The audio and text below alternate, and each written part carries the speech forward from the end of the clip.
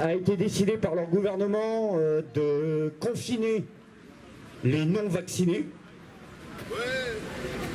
L'Autriche passe au Parlement dans les 48 heures pour décider pour la même chose. Je vous rappelle que la ministre de la Culture, Bachelot, avait préconisé cette chose-là pour la France en début d'année, qu'il fallait confiner les non-vaccinés.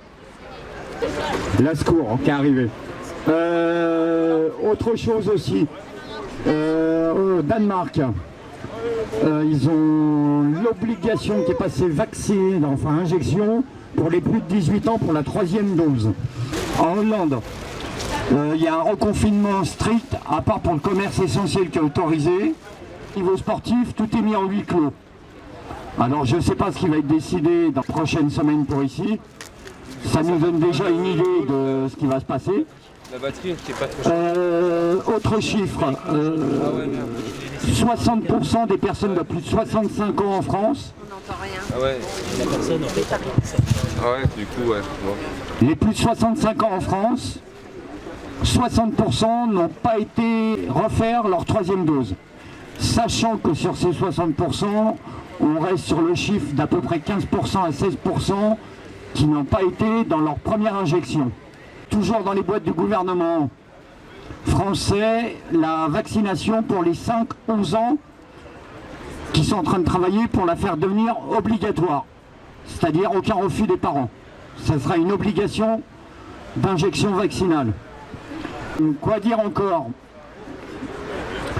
Le gouvernement français est en entrevue aussi avec Facebook, Twitter, Instagram pour clôturer tous les postes anti-injection, anti-pass sanitaire, etc. Toute propagande qui pourra aller contre l'injection et pour aller contrecarrer le pass sanitaire. Quoi dire plus chiffres au niveau des États-Unis pour la jeunesse, puisqu'ils avaient enclenché la semaine dernière la vaccination pour les 5-11 ans. En fait, ça ne marche pas. Ils en sont à peine 15% des enfants vaccinés. Chiffre sorti aussi, complètement mensongère quand ils annonçaient qu'ils avaient un potentiel fort en injection.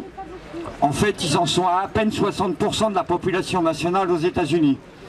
Vaccination sur le tiers-monde, toujours en status quo, ils en sont à peine à 15% dans le sud de l'hémisphère.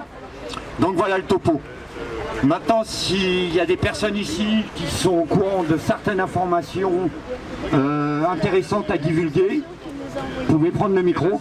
Bon, je pense qu'il y en a déjà quelques-uns qui sont au courant qu'aujourd'hui, il y a les élus qui se sont réunis dans la Loire pour défiler à Rouen. Et là, j'étais en train de regarder en direct, apparemment, il y a un petit peu de monde et tout. Donc, si nos élus bougent, ça peut être une bonne chose. On évolue, il faut qu'on continue, c'est comme ça qu'on y arrivera. Et puis, entre autres, il y a une chaîne de télé, CNews, qui a parlé hier ou avant-hier, qui a fait parler un monsieur qui a perdu sa femme il y a 3-4 jours suite au 2e vaccin et qui a expliqué qu'il y avait l'autopsie en cours et que de toute façon il attendrait l'autopsie pour dire ce qui s'était passé.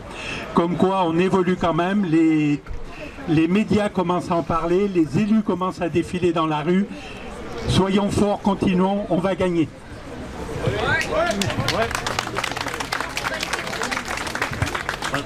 Ouais, c'est pas une information, mais je l'avais déjà dit ici, bon, ce n'est que mon opinion, mais là on ne parle que devant des convaincus. Il faudrait que les prises de parole se fassent par exemple place de la République, devant les terrasses où il y a des gens qui ne vont pas chercher des informations à l'extérieur. C'est peine perdue. Mais ça fait rien parce que là on est tous convaincus. Oui, ce qui est dit, en gros, oui, on va chercher l'information. Hein. Moi, j'aimerais parler de l'appel qui a été fait par les Gilets jaunes, de la reprise des ronds-points partout en France et tous les rassemblements de lutte de Gilets jaunes qu'il y avait eu. Nous approchons bientôt de la date anniversaire, le 17 novembre 2018.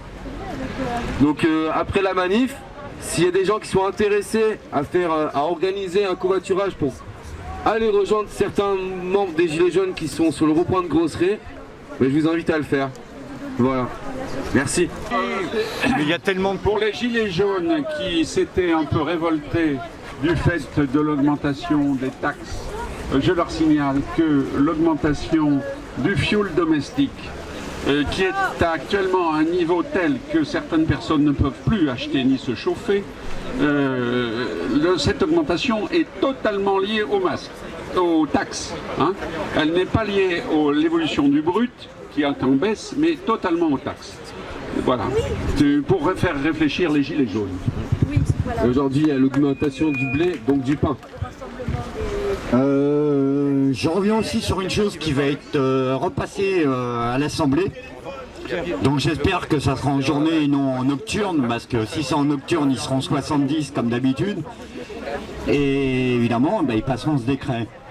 Sujet à enlever certains droits sociaux aux personnes qui refuseraient la vaccination. C'est-à-dire RSA, parents isolés, ceux qui sont à l'allocation spécifique solidarité. Donc ça occasionnerait à peu près 15% à peu près de la population nationale qui se retrouverait sans ressources. Voilà. Vous voyez où ça en arrive. Oui, à ce sujet-là, Pôle emploi commence à, par l'intermédiaire de ses conseillères, à appuyer auprès des demandeurs d'emploi pour qu'ils se fassent vacciner pour avoir un pass sanitaire définitif. Bon, moi j'ai une opinion, mais bon, je rappellerai sinon les groupes comme Manif Limoges et Citoyens Libres, n'est-ce pas, Citoyens Libres? Voilà, donc à consulter sur les réseaux sociaux. Manif Limoges, c'est Facebook, donc se faire inviter, tout ça, ça peut être utile. Et puis c'est tout ce que je voulais dire. Je voulais rajouter, juste rappeler qu'on avait des groupes sur les réseaux sociaux et que ça pouvait être super intéressant de les consulter régulièrement, quoi. Voilà. Exactement. Pierre,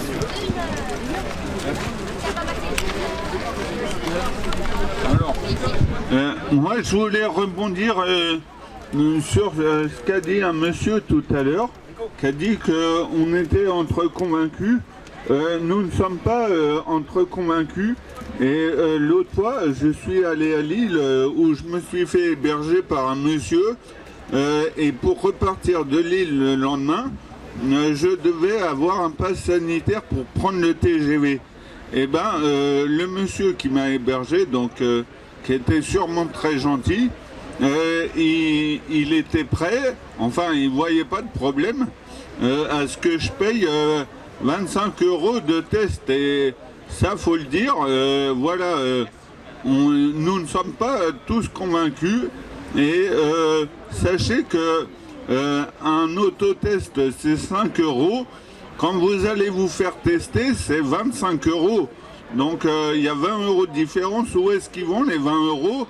Je crois que c'est dans la poche des macronistes. Donc soyez-en tous conscients, parce que c'est vous tous qui êtes là, qui pourrez convaincre un à un tous les citoyens qu'il y a un problème, surtout au niveau économique, puisqu'on nous oblige du coup à payer la main-d'œuvre de celui qui va nous faire le test.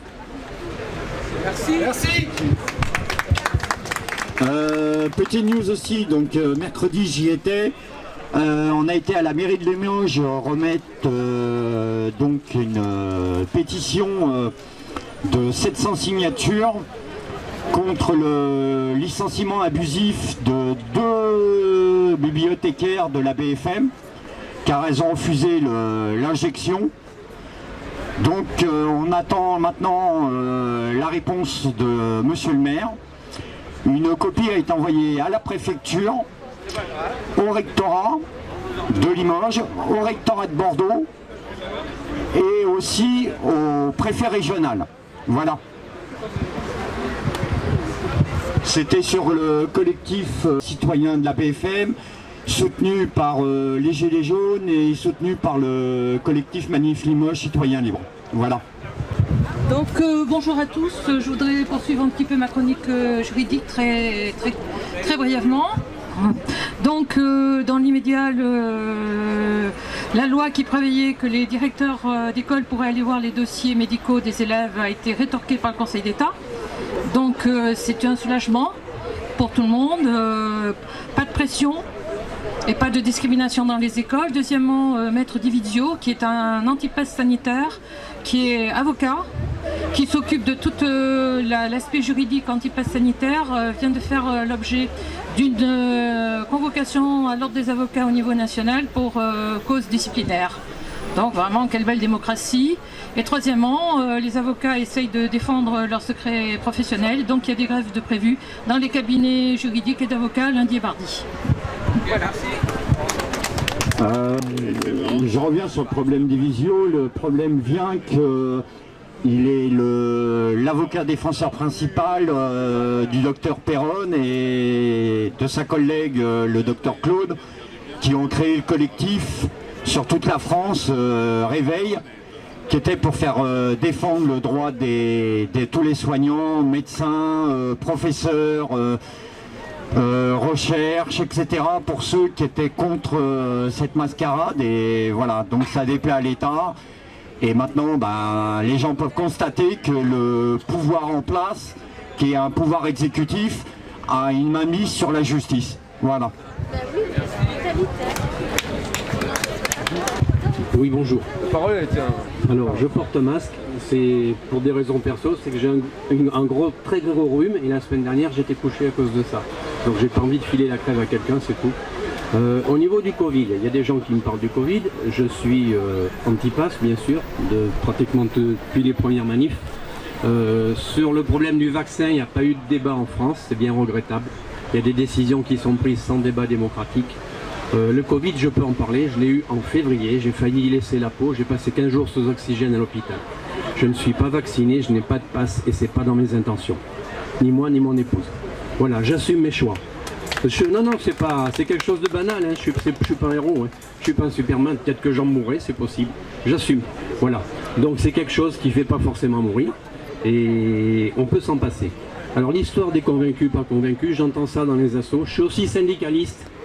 Je vous dis pas où, j'ai pas honte d'être syndicaliste, je suis juste très frustré que les syndicats ne soient pas sortis les doigts du cul, les associations, les mouvements de gauche. Je ne fais pas d'antisyndicalisme, hein, mais je me demande quand est-ce qu'ils vont se réveiller. Voilà. Alors après, on n'est pas convaincus, mais on a des convictions. Donc les convictions, il faut qu'on les garde et qu'on les explique. On ne convaincra pas tout le monde. Monsieur Macron, et il n'est pas tout seul, il y a un système qui est derrière. On peut le virer, il y en aura d'autres derrière. Il est à la botte des labos, c'est lui qui le finance. Donc là, on s'attaque à gros, c'est pas qu'à Macron, c'est aux autres qu'on s'attaque. Alors là, je vais casser l'ambiance un petit peu, parce que tout ce qu'on est en train de faire, ça sert à quelque chose. C'est pas petit, il n'y a pas de petite lutte. Il se passe des choses, ça bouge dans l'opinion publique, chez certains politiques, mais il y a des gens qui craignent aussi ce type de mouvement. Il y a quelqu'un que vous connaissez bien, qui s'appelle Monsieur Bill Gates. Je m'occupe aussi de quelques petits problèmes agricoles, qui est en train de gratter sur les OGM, puisqu'on ne peut pas arriver à vacciner tous ces cons là, qui sont là, on va leur mettre dans le bec.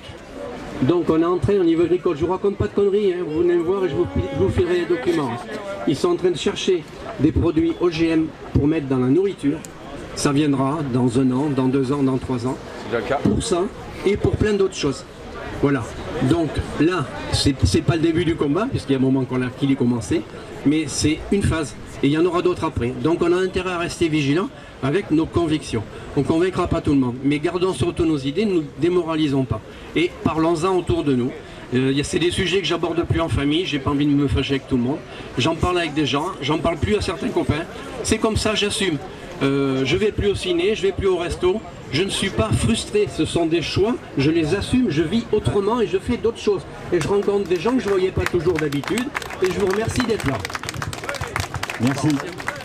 En parlant de monsieur, enfin on dit monsieur pour rester poli, monsieur Bill Gates, il faut savoir que ce monsieur est actionnaire aussi bien dans la pharmacologie, la recherche, l'armement, le climat, la technologie, l'Internet, le GAFAM, etc., etc. Dernièrement au climat, il a fait don de je ne sais plus combien de millions de dollars pour remettre la forêt au milieu de l'Afrique, pour rétablir. Mais la société qui va réimplanter les arbres, c'est une société à monsieur Bill Gates. Donc c'est-à-dire que l'argent qu'il a fait don va partir dans la caisse de sa société qui elle a son siège en Suisse. Vous voyez un peu le détournement de fonds devant l'opinion publique totale et l'accréditation de tous les gouvernements présents à ce soi-disant COP26. Voilà. Pour parler des OGM, déjà actuellement, dans tous ces produits, comme disait un monsieur qui est décédé, qui s'appelle Monsieur Koff, à force de nous faire bouffer de la merde, ils vont nous faire crever. Maintenant, aux gens de prendre réflexion à un retour d'une vie plus locale, de se dire, par exemple, je ne vais pas manger de la fraise au mois de décembre, je vais attendre qu'il y ait la saison, etc., etc. On parlait aussi de la semaine dernière du pouvoir d'achat. Autour de moi, j'ai de plus en plus de personnes qui ont un certain âge, qui sont à la retraite. Les retraites n'ont pas augmenté, mais le coût de leurs achats, si. Si le blé augmente, les énergies augmentent, soyons logiques, le boulanger ou le pâtissier va devoir augmenter le prix de ses denrées, car sinon il n'y aura plus de revenus pour lui. Et on peut mettre ça dans tous les niveaux de la société, au niveau des artisans. D'accord ? Je me rappelle, il y a 2 ans et demi, 3 ans, les Gilets jaunes détruisaient l'artisanat avec leurs manifs tous les samedis. Et bien, monsieur Macron, aujourd'hui, vous détruisez les petits artisans et les petits agriculteurs locaux, cause à une économie de masse. Donc, je fais un appel à tous les artisans, à tous les petits agriculteurs locaux, à tous ceux qui veulent revenir à une vie locale, sobre, à rejoindre le mouvement. Ce n'est plus une question de passe sanitaire, ce n'est plus une question d'injection, c'est une question de survie et d'une nouvelle vie, du nouveau mode. Eux nous avaient dit un monde d'avant et un monde d'après. Nous, le monde d'après, on n'en veut pas. Déjà, changeons le monde d'avant avant de voir celui d'après. Oui, au sujet de Bill Gates, bon, je suis informaticien, donc c'est un sujet que je connais par cœur. Il a fait sa fortune grâce à IBM. Je ne vais pas vous faire l'historique d'IBM, mais sachez que IBM produisait pour l'Allemagne nazie des systèmes de camouflage pour leurs sous-marins, pendant qu'ils fournissaient à l'Angleterre, au Royaume-Uni, des systèmes de détection des sous-marins. Voilà ce que c'est qu'une entreprise internationale, et voilà ce que c'est qu'une entreprise internationale pendant la Deuxième Guerre mondiale. Bill Gates a fait sa fortune grâce à IBM parce qu'il a eu le contrat de MS-DOS sur les PC. Donc Windows est héritier de ça. Et il faut savoir que avec ces associations caritatives, Bill Gates fournit des PC, des vieux PC qui remettent au goût du jour pour les pauvres, pour les pays pauvres, en Afrique en particulier. La seule condition, il faut qu'il y ait Windows dessus. Voilà. Vous comprenez bien que l'argent, il faut que ça circule et il faut que ça revienne toujours dans les mêmes poches. Donc on ne fait pas partie de ces poches-là, on n'aura jamais rien. On n'est pas actionnaire de Pfizer, contrairement à monsieur Macron, parce que moi je l'accuse d'être actionnaire de Pfizer.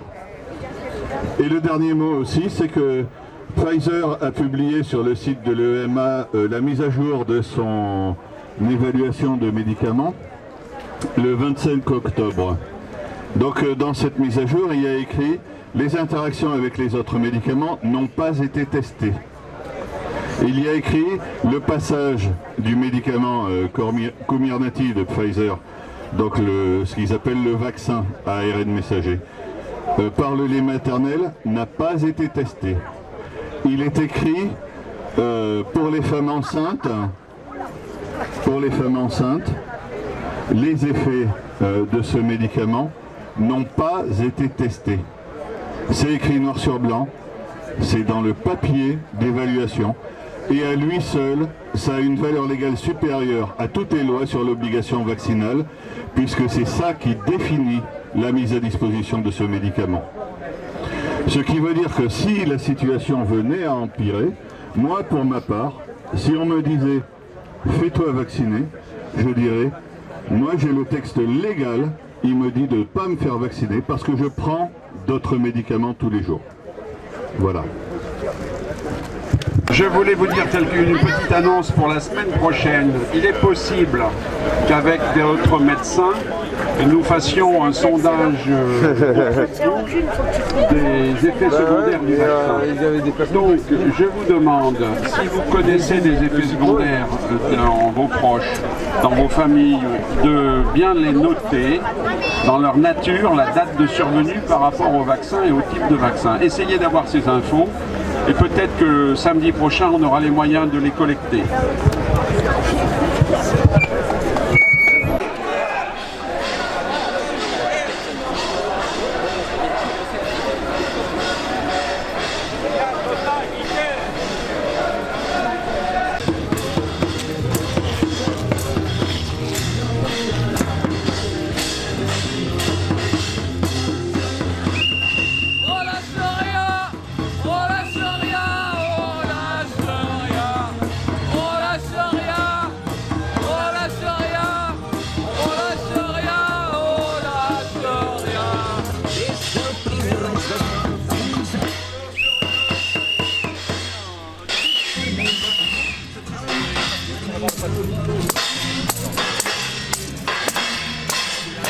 Ça, mon gars, mais pas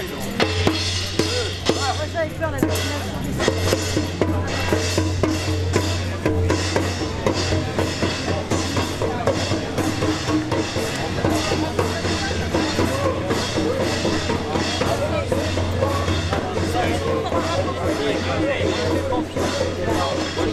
mes grands-parents qui ont fui la guerre d'Espagne.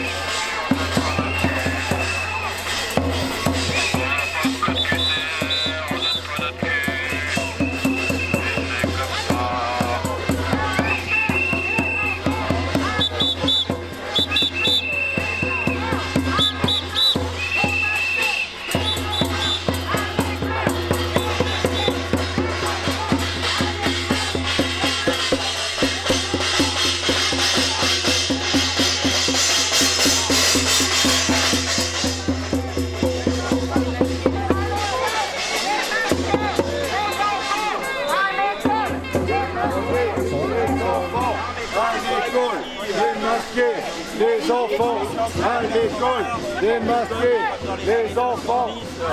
Attends là.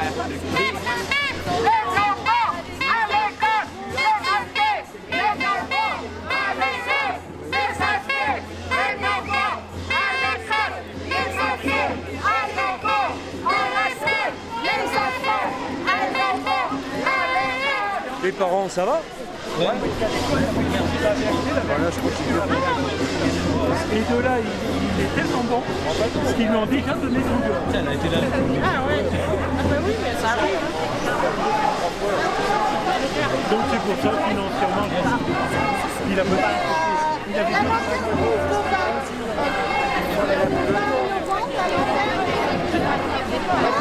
Ça va,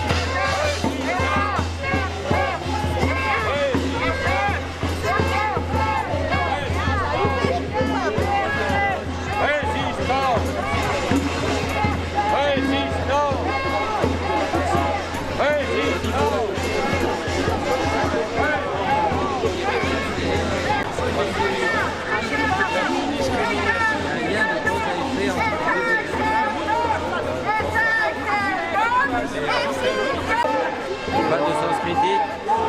Et puis le stress, beaucoup de stress. On est bombardé d'informations manifestes contre le virus. Parce qu'il y a des vacances. Les manifestants, ils sont dans la rue, ils disaient troisième dose, tout ça, c'est à cause des non-vaccinés.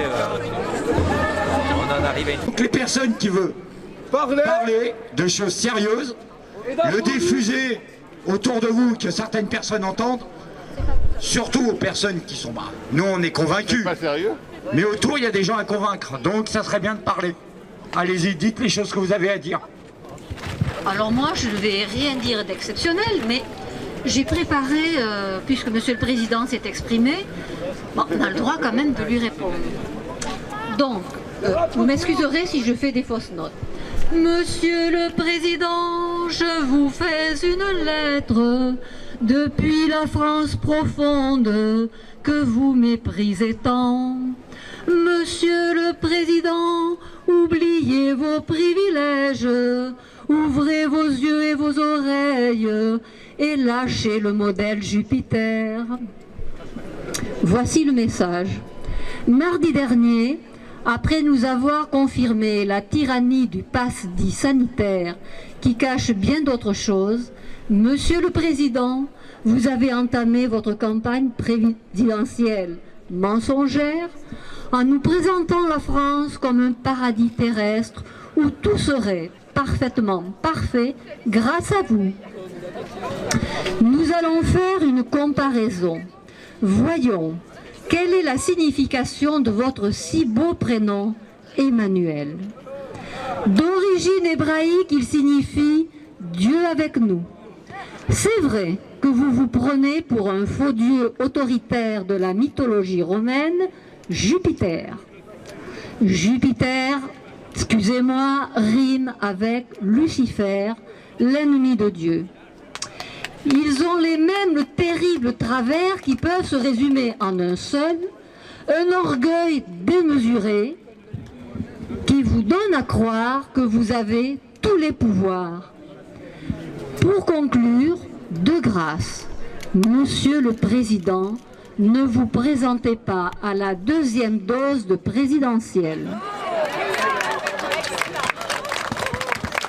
Après, je ne vais pas le lire, mais il y a un spécialiste, le professeur Adriano Segatori, psychiatre et psychothérapeute italien, qui avait analysé déjà en 2017 la personnalité du candidat Macron à la présidentielle. Je veux bien lire quelques passages. Vous allez voir, c'est très intéressant. Je le sors de mon sac.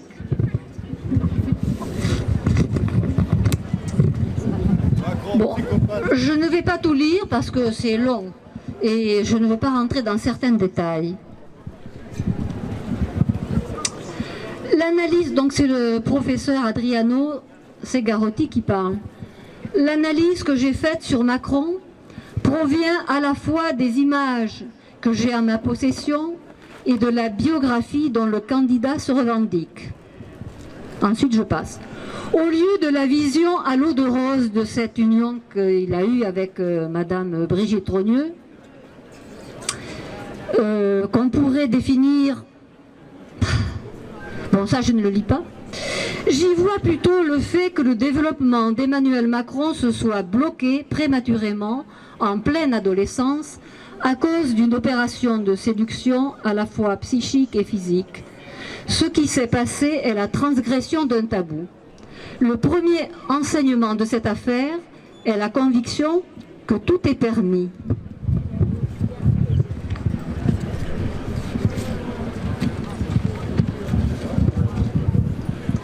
Une fois le tabou brisé, l'idée d'omnipotence propre à chaque enfant est ultérieurement encouragée, dans son cas, jusqu'à dépasser le propre chevauchement de sa personnalité.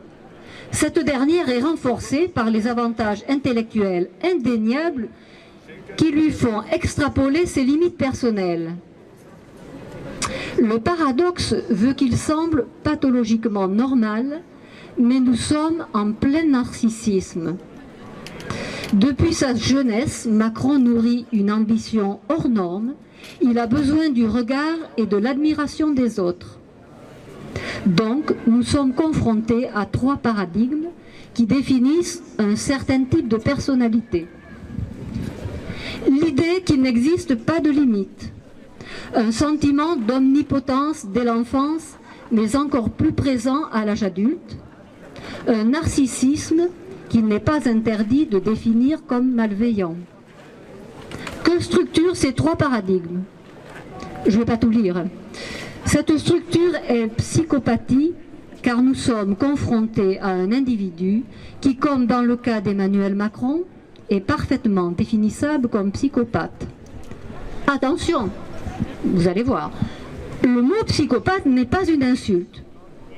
Une grande psychanalyste américaine comme Nancy McWilliams explique qu'un psychopathe peut atteindre les plus hauts niveaux de l'administration américaine, et française bien sûr. Un psychopathe est un déviant qui est très bien organisé d'un point de vue social et culturel. C'est le cas dans le profil étudié.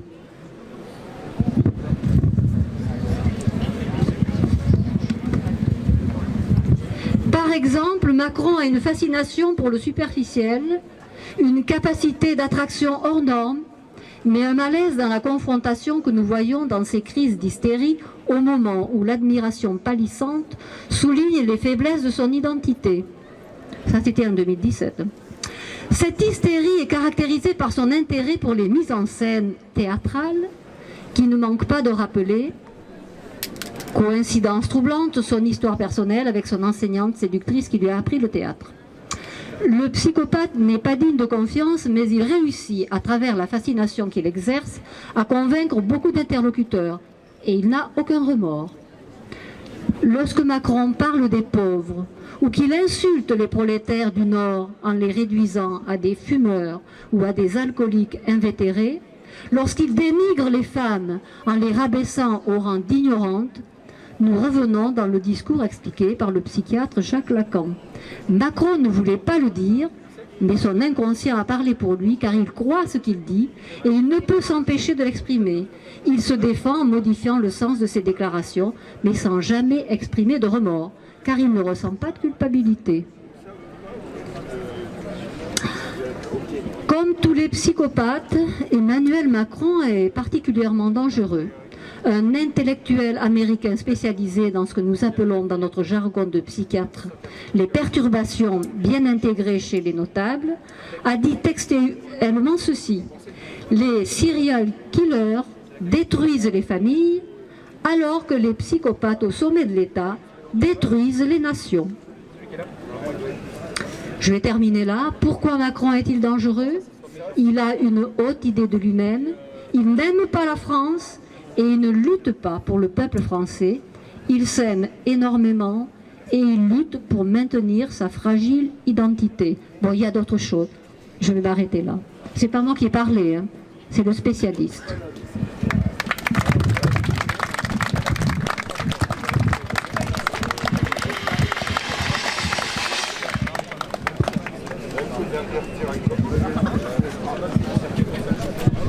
Oui, merci. Moi, je me sentais un peu visé tout à l'heure quand je disais qu'il fallait parler où il y avait du monde. C'est pas forcément pour donner une information, mais c'est par rapport aux gens autour qui sont pas forcément convaincus. C'est leur dire qu'il faut aller chercher les informations. Vous avez les informations un peu partout pour vous faire une opinion.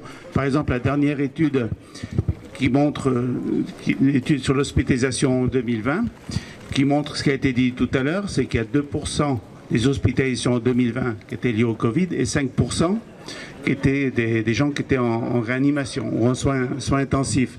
Alors que toute la politique qui a été mise en place, elle s'est basée sur le fait qu'il ne fallait pas saturer les hôpitaux. Ça veut dire ça, déjà, c'est faux. Après, quand vous voyez, vous allez chercher sur Google, c'est un truc qui permet d'avoir beaucoup d'informations. Vous regardez en Angleterre, en Israël, tous les pays qui ont beaucoup vacciné, vous avez les courbes d'hospitalisation et de décès qui suivent celles des injections. Il y a des pays comme la Thaïlande qui arrêtent la vaccination des enfants de moins de 12 ans parce qu'il y a trop d'effets secondaires. Et c'est toutes ces informations-là, on ne peut pas dire aux gens, nous on a raison, puis vous savez rien, allez chercher les informations. C'est ça que je veux dire par rapport à ça. C'est en Suède, il y a une centaine de médecins qui demandent carrément l'arrêt de la vaccination. Ce sont toutes ces choses-là qu'il faut aller chercher. Chacun peut se faire son opinion, mais à partir des éléments, c'est là qu'il faut avoir la curiosité. C'est ce que je voulais dire quand il faut parler devant des gens qui ne sont pas forcément convaincus, parce que je pense que tous ceux qui sont là ont été chercher les informations à droite à gauche, ils n'écoutent pas bêtement la télé, ils disent voilà, ils nous ont dit ça, on fait ça, quoi. Voilà.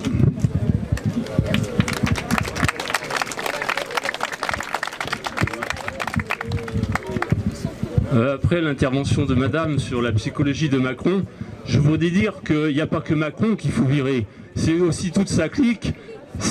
Macron n'est qu'un instrument du gouvernement mondial qui va se mettre en place. Il faut bien prendre conscience de ça. C'est grave ce qui se passe en ce moment. Ouais, j'aurais encore beaucoup de choses à dire, mais je ne suis pas... Merci. Dans les échéances, on a les élections, bien sûr, qui arrivent à grands pas. On a les candidats qui arrivent, qui ne disent rien par rapport à la situation sanitaire. C'est une constante, sauf, bien sûr, 2 candidats, on va dire, et demi. Voilà. Il y en a un qui a été un ancien d'extrême droite et l'autre qui est à gauche. Donc voilà, vous faites votre choix. Dans les échéances, nous avons le 18 novembre une votation populaire concernant la crise sanitaire en Suisse. C'est pour ça que j'ai utilisé le terme votation populaire. Et puis dans les échéances, nous on continue à se battre tous les samedis, en sachant que malgré les mensonges gouvernementaux et présidentiels, on avance et on réussit à marquer petit à petit de notre empreinte. Bon, malheureusement, ça ne va pas aussi fort qu'on voudrait parce que on est d'abord bloqué par une censure assez phénoménale. Voilà. Donc, du courage, et puis bien sûr pour tout le monde, allez chercher les informations et utilisez aussi d'autres moteurs de recherche.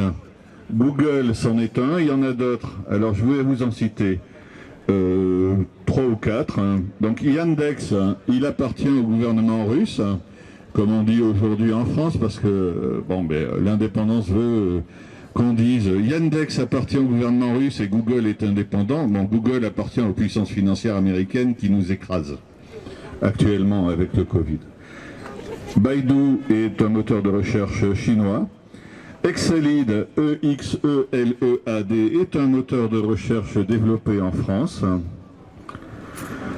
Et il y en a d'autres. Il suffit d'aller les chercher, tout simplement. Vous allez les chercher sur Google, si vous ne savez pas faire, en tapant dans la barre de recherche Google. Vous aurez accès à ces autres moteurs de recherche. Et après, à partir de là, vous pourrez comparer les résultats que vous obtenez. Quand vous faites des recherches sur des points litigieux comme le problème du pass sanitaire, qui est un problème de liberté fondamentale, ou comme les problèmes liés à ce qui se passe avec la Covid. Voilà. Google, c'est bien, c'est les statistiques. Quand vous tapez Covid Grande-Bretagne, Covid France, Covid Espagne, vous avez les statistiques avec les statistiques comparées de la vaccination. Donc vous avez directement sur des tableaux, vous pouvez comparer, et vous pouvez comparer, ça vous permet aussi de vous faire une idée. Sachant que le virus, donc ça c'est quelque chose que je voulais dire tout à l'heure aussi, le virus est un élément vivant, hein, c'est un petit être vivant, tout petit, puisqu'il est 1000 fois plus petit en moyenne qu'une bactérie, qui elle-même est toute petite. Hein. C'est vivant, et comme tous les êtres vivants, eh bien, il a une capacité d'adaptation, sinon ça ne serait pas du vivant. Donc il s'adapte. Et comme il s'adapte, mais tous les dogmes, aucun dogme ne fonctionne pour se battre contre un virus. Voilà.